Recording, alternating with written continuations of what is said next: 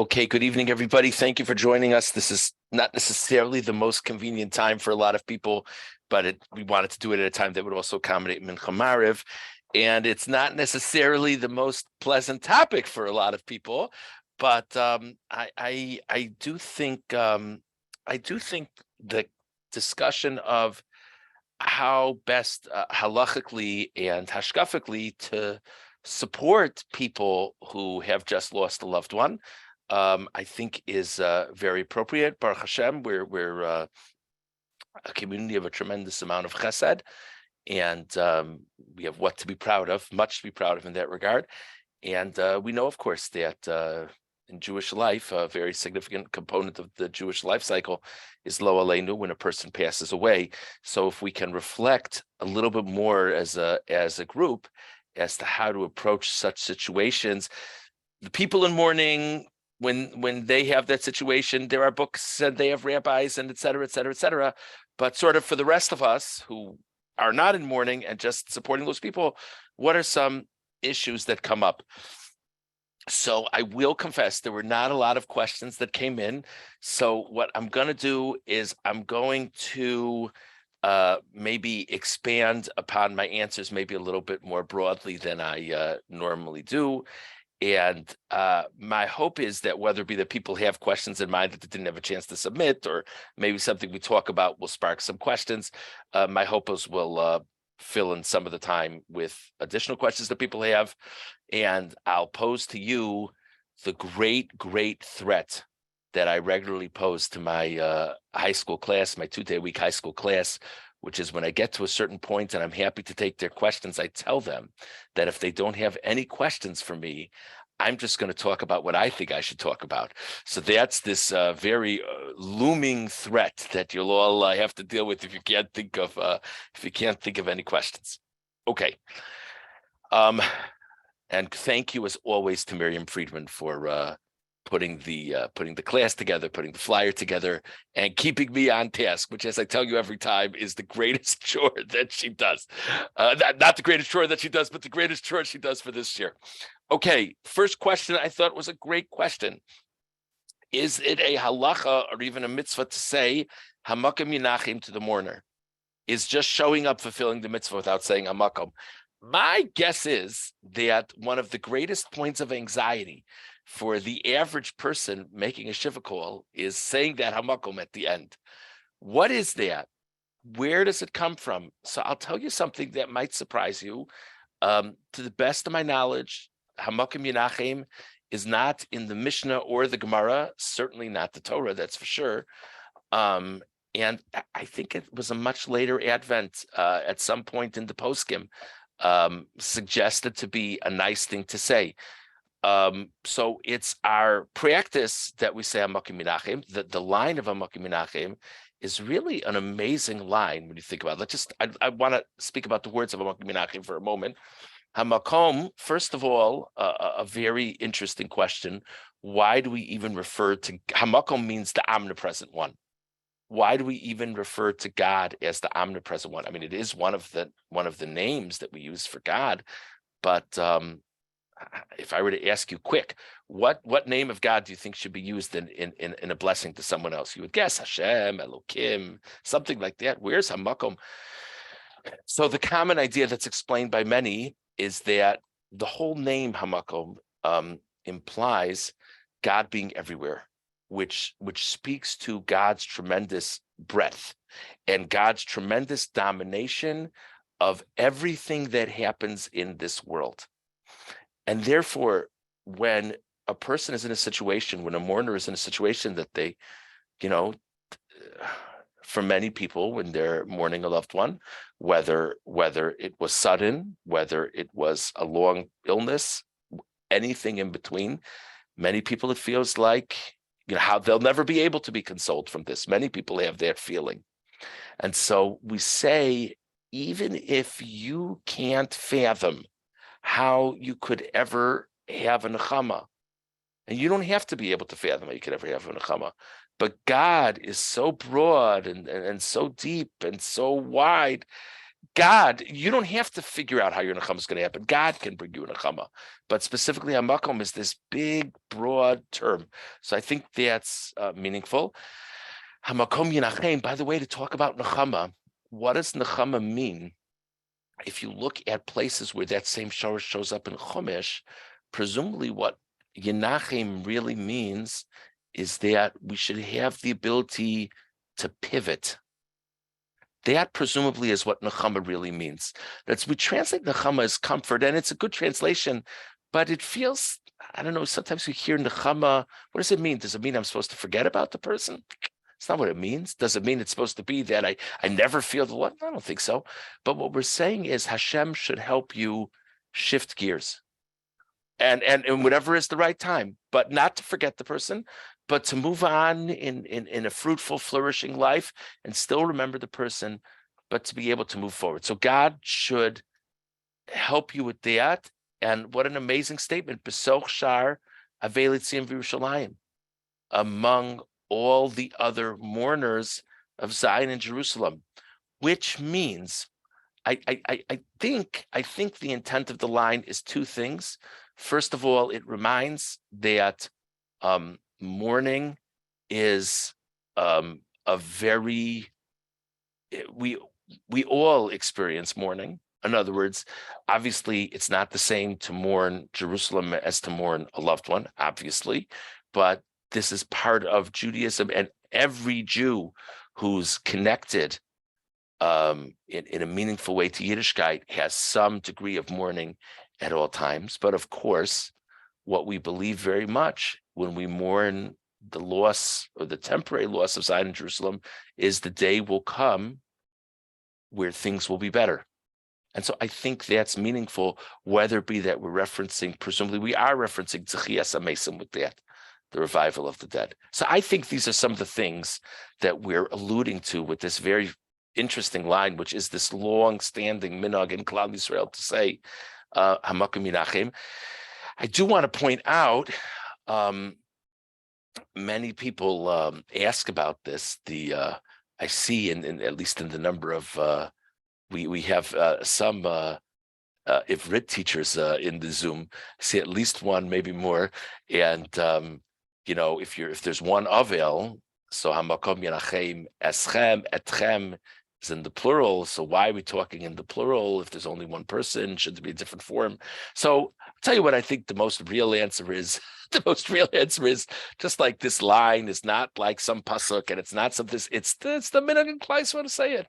So they developed the minhag to say it in the plural, so that there was sort of a common, a standard line. That's probably the real answer. Having said that, there's another very nice answer that I'm seeing already looks from people in the Zoom. So my guess is this is the answer you're thinking of, and I like to think of it as well. Regardless if this is the pshat in Hamakom Yinachem, there is very much an idea that the deceased, that the soul of the deceased is present in the Shiva house. So what that means is that the blessing of consolation is not only for the mourner, but also for the deceased, which speaks to a very interesting duality when we talk about a funeral and when we talk about Shiva, which is we're honoring the deceased and we're consoling the mourner or mourners. And it's not one or the other, it's both. And actually, this leads to a very interesting, Rav Moshe Feinstein has halachic discussion in a famous response, a famous halachic response. Can someone fulfill the mitzvah of nichum avelim, of consoling the mourner by phone? Now, on the face of it, that's a very strange question. What do you mean, what difference does it make? I come in person, I phone, Zoom, what difference does it make? So he says it's a very interesting thing. He certainly says that if it's not possible for a person to be there in person, it's very meaningful to do it by phone. And of course, I'm sure he would say the same thing about Zoom. But he does clarify that you're missing something by not doing it in person. And that is that when one comes to the Shiva in person, one is paying honor to the soul of the deceased that's present in the Shiva house. It's just it's a whole different thing to think about. By the way, I just want to share one more. I warned you I was going to ramble about these questions, but I just want to share one more perspective. Many, many times when we pay Shiva calls, we knew the deceased very well, and we know the mourners very well. And a good amount of times we really didn't know the deceased, but we know the mourners, and we want to pay consolation. Sometimes, I'm sure many of us have had the experience that we've gone to a Shiva house. We don't know who in the world the mourners are. I mean, we wouldn't know them if not for the fact that they're sitting in the middle over there. And the only person we knew was the deceased. So why am I going in that case? So first of all, you never know. It's maybe you'll tell the mourners something about their loved one that they didn't know, and what a chesed that is, and just to be there, every person that's there is doing a chesed. But it's a very meaningful thing to think about in the circumstance that one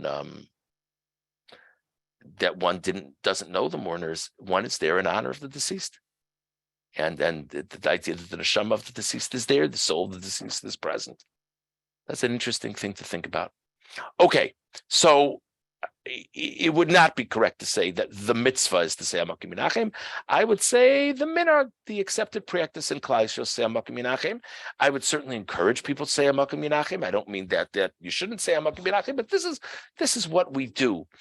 Now, if for some reason a person didn't say Hamakim Menachem, have they fulfilled the mitzvah? Absolutely. Absolutely. It's far more about being there than it is about saying Hamakim Menachem. And now I want to shift gears in one more point before I go on to the next question, which is on the topic of speech versus being there. This is really, really important for us to recognize. The mitzvah of Nichum Avelim is to be there. And I've had the experience, my guess is we've all had the experience of being in a Shiva house, not being spoken to a bit, and not saying a word until I get up and say Hamakim Menachem. I'm not talking about the situation where everyone's just staring at everyone and no one has anything to say. There it probably does make sense if it seems to be that the mourner or mourners want to speak and they just can't think of what to talk about. It probably does make sense to bail them out. That probably is the seichelic thing to do. I'm talking about, particularly, by the way, maybe I'm going to a Shiva. I don't even really know the mourners. I just remember the person who passed.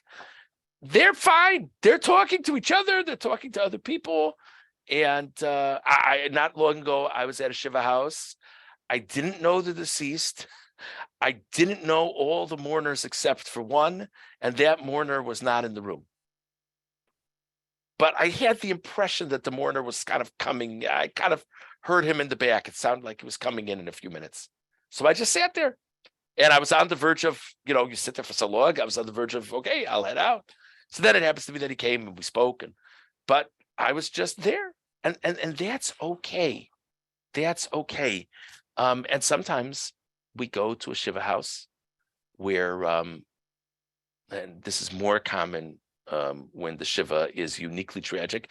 Every passing is uniquely tragic. Every passing is tragic, excuse me. But every now and then there's a passing that, whether because of the shock, whether because of the details, is uniquely tragic. And the person doesn't feel like talking. Or maybe the person only feels like talking to one or two people, and the rest of the people sit there. You know what? For each, I have a very dear friend who years ago lost a parent suddenly, and he was sitting Shiva in New York. I went to New York. I drove back and forth in a day. I must have spent 20 minutes in the Shiva house and just left.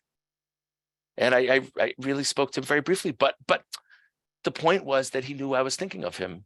And I showed, and I was able to show that to him more because I was physically there. That's all. I didn't have to say anything brilliant.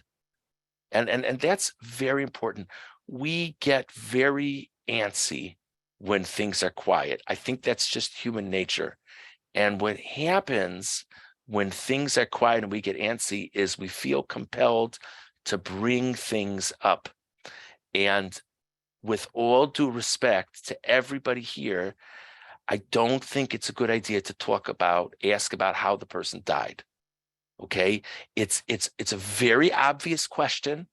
It makes sense as a conversation starter. It does make sense, and it's a good way to show interest and caring. All makes sense. One problem, they might not want to talk about it. It might be very painful for them. And so I would say if we can't think of anything other than how did the person die, we should probably just keep quiet. And it's okay if we don't have to think of anything great. I personally try, especially if things seem quiet or kind of not really flowing, I personally try to think of something that I remember about the deceased that I always found very meaningful. I remember your father, or whatever it is, I had this one experience with him that I found very memorable. Do you mind if I share it with you for a moment? And now I'm not saying we have to do that either. It's okay. We could just sit there quietly. But if we feel like we want to say something, I think that's a very appropriate thing to say. I want to mention one more thing on this topic, and that is another thing that we frequently do when things are quiet. We either start talking to the mourner about things that they may or may not want to talk about. And if we don't do that, then what do? We start up a conversation with our neighbor.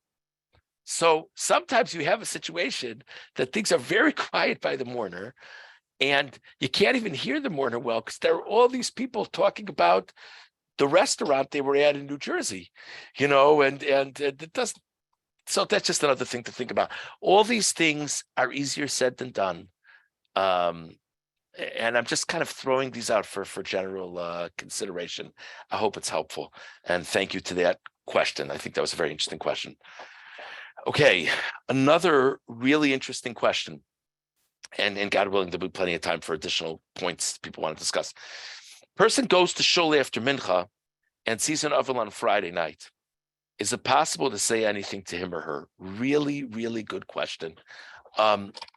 So let's first give context a little bit. It's interesting. The Gemara does have a line that it talks about saying to someone in Shiva on Shabbos. It's basically, I can't speak to you about sad things, so God should bring you consolation. It's a little bit of a kind of a workaround. But the normal practice is not to say words of consolation to people on Shabbos. That's the normal minhag. So that's why, what do we do in Shul Friday night? When does the minyan accept Shabbos? The Friday night minyan accepts Shabbos with Mizmor Shir L'Yom HaShabbos. That's the normal thing.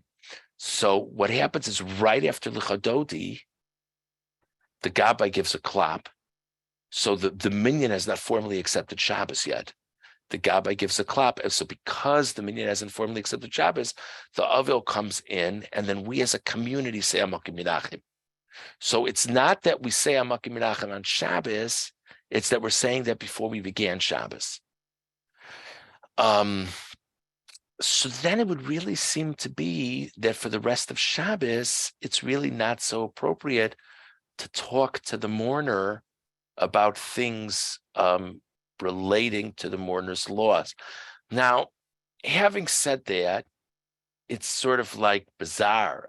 I mean, it's like it feels very tone deaf. A person hasn't seen this person since they lost a loved one. They haven't yet made it to the Shiva house, so they what are you gonna, you don't want to ignore them, you don't want to be rude, you don't want to act like you don't know. So I personally think to just walk over to a person, I don't know if I would walk over to a person and say, I'm sorry to hear about your loss. I don't know if I would encourage that. But if you bump into a person by the coat rack, I think it's reasonable to say, I'm sorry to hear about your loss. I wouldn't go further than that. But I think it's reasonable to say, I'm sorry to hear about your loss. But I would discourage people from seeking out the mourner to say you're sorry to hear about their loss. I would discourage that. And again, the classic time, I think that's what Shiva's for. That's when we actively seek out the person. We show how focused we are on the needs and the interests of the mourner by coming to the person's home or calling or whatever it is. And that's what I think makes the most sense. That's what I would encourage in terms of that.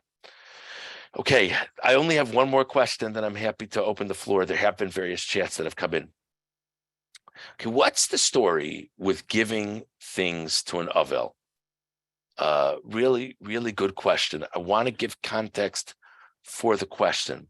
So one of the classic halachos of Avelos is an Avel, and an Avel, and that could be for however long the person is in mourning for. In other words, if a person is in mourning for a parent, that's a year, for example. If a person is in mourning for another relative, that's 30 days. The standard practice is an Avel does not give gifts, nor does an Avel receive gifts. That's the standard practice.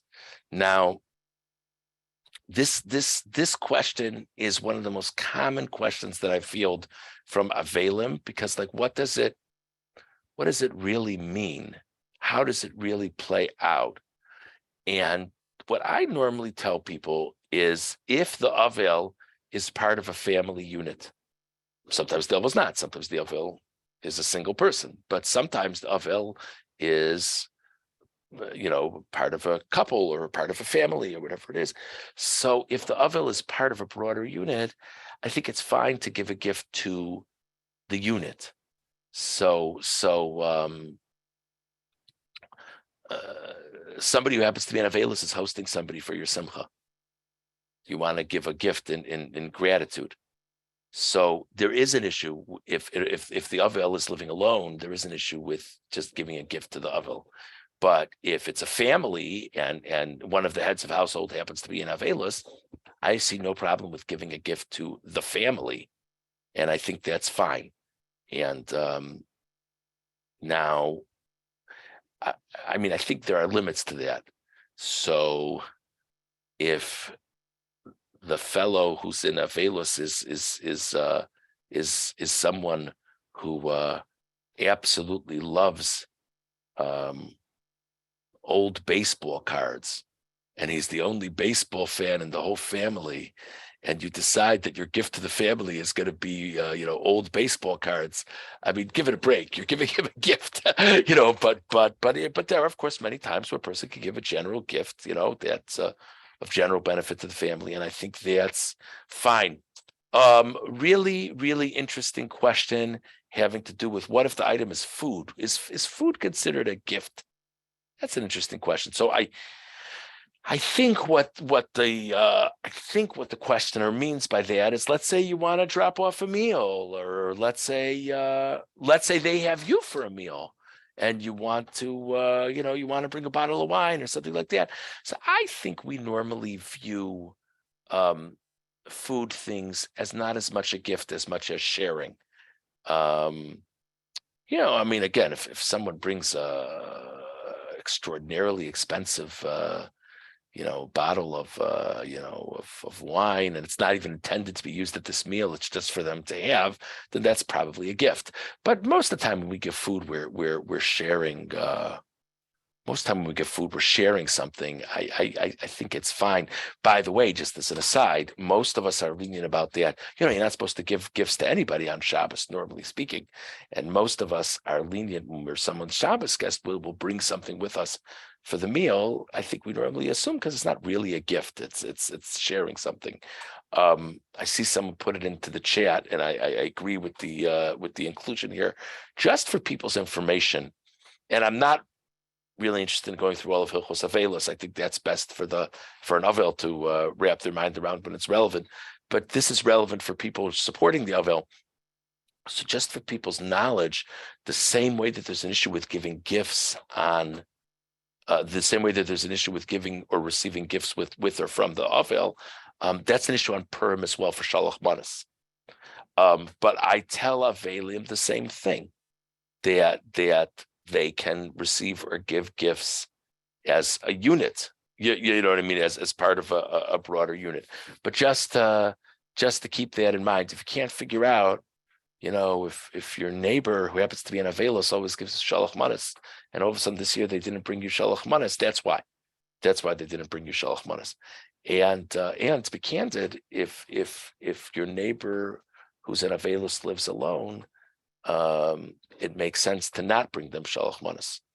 That I hate to say it, because obviously part of us says that's the ideal time to bring shalach manas. But I repeat that if an avel is part of a couple, a family, different people living together, whatever the context is exactly, I would say it makes sense to give shalach manas to them. Okay, I should clarify that the standard practice is that even if someone is an avelos, they give one shalach manas. That is true. Yeah. Okay, that's all I have for the submitted questions. I see there's been a number of chats coming in. I haven't really been paying attention to them. Occasionally something catches my eye. I'm going to go through the chats, but I just want to preface before I start going through the chats, I'm not going to get bogged down with questions specific to Avelim, and because this is not the context for that. I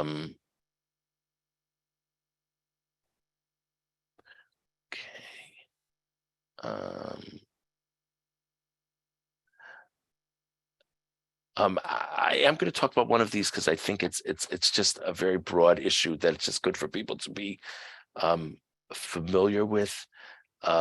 As we've discussed different times in Shul, it's very much encouraged for people to buy plots for burial, to buy plots for their own burial. It's somewhat of an uncomfortable thing to think about, but there are sources that speak of the value of it. And besides that, it really makes life easier for one's family at a very difficult emotional time. I'm sure there are others that I'm not seeing, but I happen to see Larry Corban, and Larry is a tremendously devoted person. He's been of great service to so many in the shul in terms of arranging the purchase of plots. And we thank Larry very much for his efforts. Seems his roles and responsibilities are continuously expanding, but we thank him very much for everything he does with his kindness and dignity always. I think it's reasonable. I think it's definitely reasonable to prepay and things like that with funeral homes. Many times people ask about that. I don't see it as a requirement to do. The thing about purchasing a plot is not a requirement, but it's certainly encouraged in halacha. I wouldn't say, oh my gosh, you have to prepay with a funeral home, but sometimes people feel better if they do it. Sometimes, by the way, it makes sense with different reasonings with lawyers and accounts and things like that. I think it's fine. I don't think I'd go past those things in terms of prepaying. I don't know. If people want to discuss it more offline, I'm happy to. But the question was, I don't think I'd prepay for cottage for. I think that's a little too. We hope that people will live for many, many years. That's what I would answer. Okay, thank you.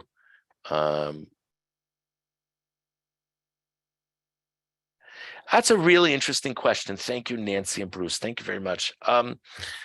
So we know our outlook on Shiva, and I hope it's been evident from how I've been speaking, we know that our outlook on Shiva is not that the mourner is supposed to be entertaining the visitors. The visitors are there in honor of the mourner, in honor of the deceased, to support the mourner. We know that. It's certainly very common in other denominations of Judaism that the feeling is sort of like the mourner is sort of like the host or hostess, and it's sort of like feels like, as the questioner put in, seems like a little bit of a party. So what's somebody supposed to do when they attend such a shiva? What are they supposed to do? What are they supposed to do? How is someone supposed to? So I'll be honest with you.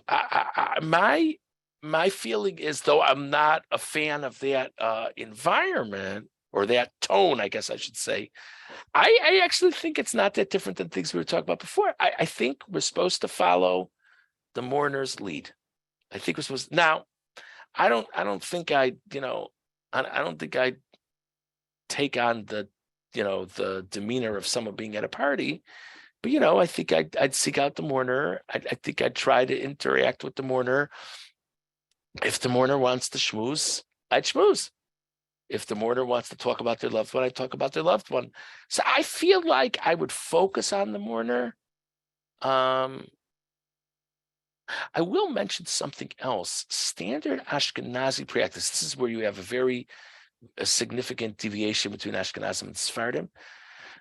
Standard Ashkenazi practice is to be somewhat limited in terms of the food that non-mourners eat in the Shiva home. Now, I want to be very clear about this. Family members are at the Shiva house through the week. Family members are coming in and out of town. They of course, I mean, you want to make it that they can be there and then they can support their loved ones, etc. Of course, they should be eating in the Shiva house. Somebody schleps in from out of town and the family is so grateful and they want to give them something to eat. I think that makes sense. But, that it sort of becomes like you were saying, like a social event. Normally we're not so into it, to be honest with you. Sephardim have a very different perspective. Sephardim see it as part of the merits for the deceased, so that people should, make brachot, which goes back to the long-held assumption by many in our community, which is it always seems to be funner to be a Sephardi. But that's just a different story. The Sephardim seem to be whatever. But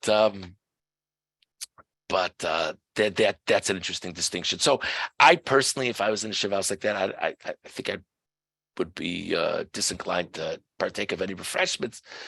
But I think I'd kind of go with the flow vis-a-vis the mourner. I think with other people, I'd kind of excuse myself, to be honest with you. I don't know I hope I answered that question. Thank you for raising it.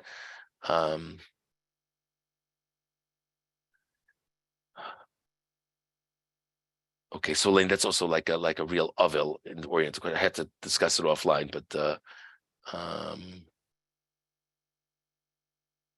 yeah. Hold on.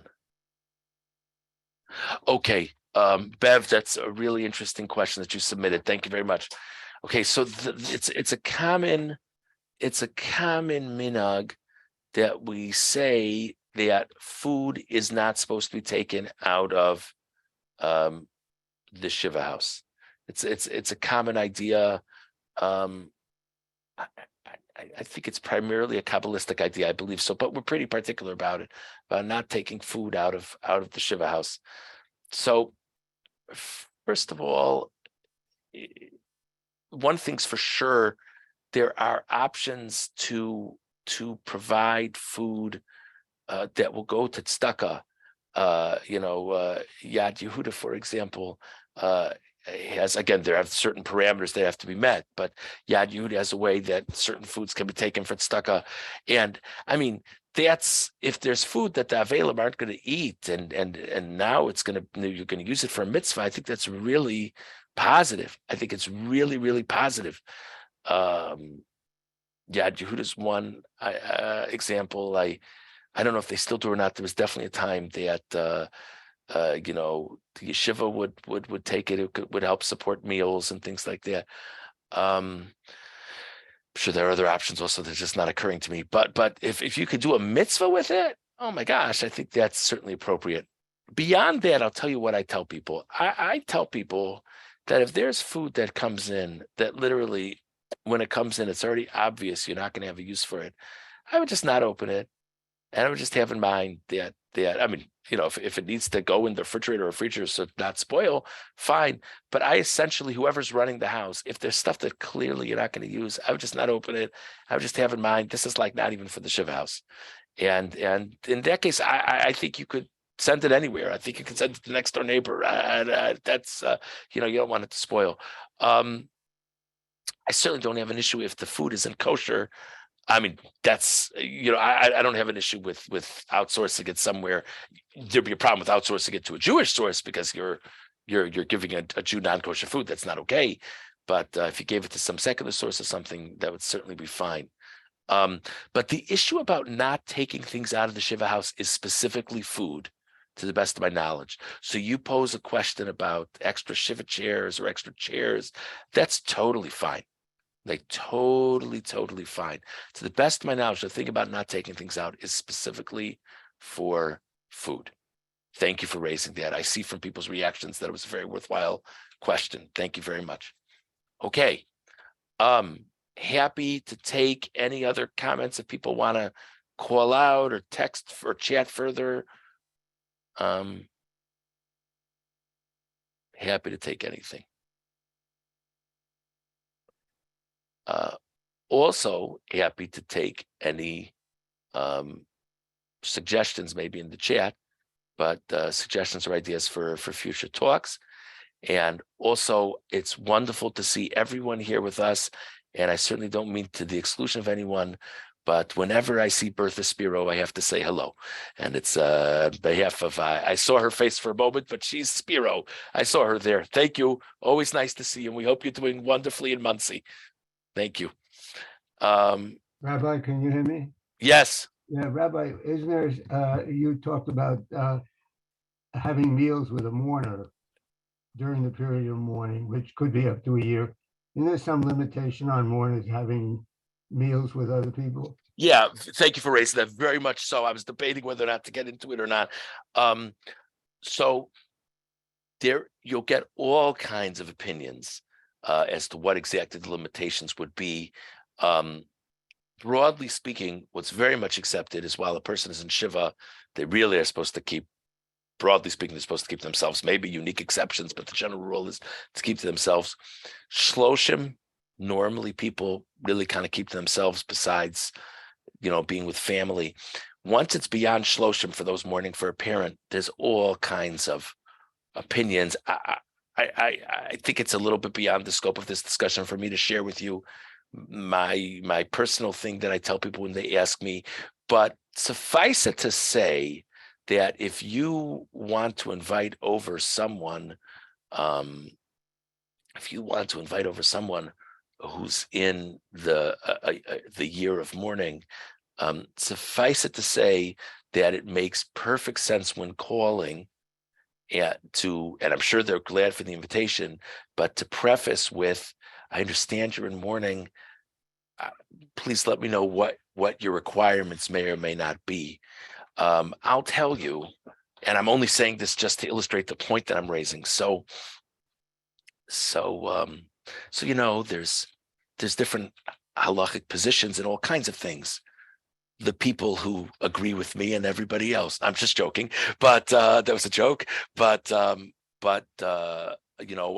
so what I tell people, to the best of my understanding, is more or less what Rabbi told people, that during the year they could get together with like one other family unit. So you could imagine, and this is no one's fault, but you can imagine if family A invites family B and family B is in Avelos. So basically, and again, there are exceptions that I tell people other things. I'm talking about like a family model. So family A invited family B. So what's family B supposed to say? Like, I could come, but only if it's just me and you. And people say that. But if family A can say, I know that you're in mourning, I wonder what I would love to have you, but only to the extent that you're comfortable or whatever your halachic guidance is. What do we need to do in order to make it happen? How can we make it work?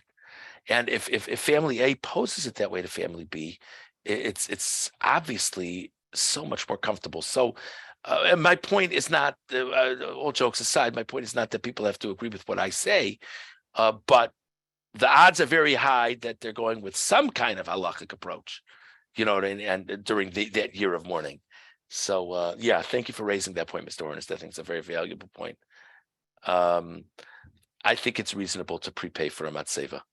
I think that's reasonable as well. Thank you. I didn't include that before. Thank you for raising that point. Thank you very much. Anything else? Okay. Thank you everybody for coming on. I must confess that when I didn't see so many people on at the beginning, I said to myself, oh, nobody wants to talk about, but thank you everybody for joining. Thank God we had a very, very nice showing. And thank you to the people who submitted questions. And Baruch Hashem, it's wonderful to talk about certain things to, of course, expand our horizons in learning, but particularly such an important chesed as doing for mourners. It's wonderful to think about it as a group, as a community. Thank you very much. Have a wonderful night, everybody. Take care. Thank you.